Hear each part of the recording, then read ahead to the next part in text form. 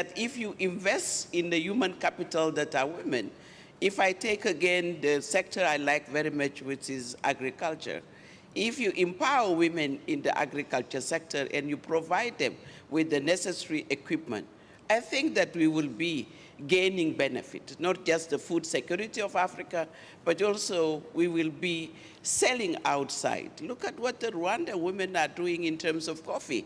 So we just not produce, but we can also have the economic growth, because if we don't have the women at the table and to be the leadership of our economy, that's why the social inclusion is not happening right now. So I think that internet is going to be the multiplier effect. You know, it will be really the oil and gas of today and tomorrow. You know, so we need to use that to make sure that we empower the women of Africa. We have an opportunity. We have the turn down of the world economy where commodity prices have been going down. And with high commodity prices, what will happen in the countries in Africa is that we don't exploit anything else except our oil and gas and mineral. And we left those sectors like agriculture not growing fast. Now that we have slowed down in the world economy and we don't have a growth driven by commodity prices, we have a wonderful opportunity to really invest in agriculture. We started in the Northern Corridor by the leaders of Uganda, Uganda, and Kenya, and realizing that actually we needed to do something and to do it very quickly, because as we get more economic shocks, we can rely on the region to become the buffer for us to sustain the growth. And so the point that you are making is, how do we make sure that the people are linked? And that's the first thing that they solved by saying, why don't you allow the people to move freely without needing a passport?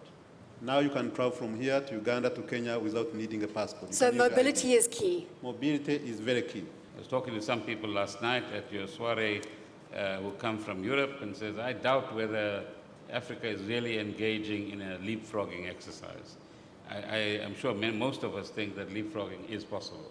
Rwanda is a good example, and in other cases, other countries are equally good examples as well.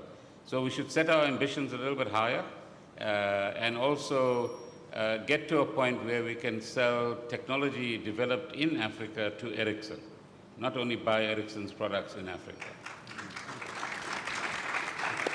First of all, to the longevity point, not a lot of people might know we've been here 120 years, and that speaks a little bit for the longevity we have in the market. And I think from our perspective, at least what I try to tell my board, is that you need to have a longer-term perspective on Africa, because without doubt there are some hurdles now when it comes to currency devaluations in the markets, etc.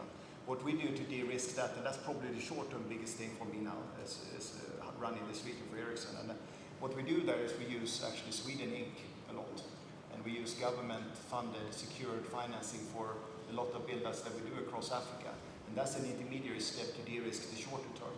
Medium, long term, I don't think you can. You have to ask my board, but I don't think you will find anyone who is not in for the opportunity in Africa over medium long term.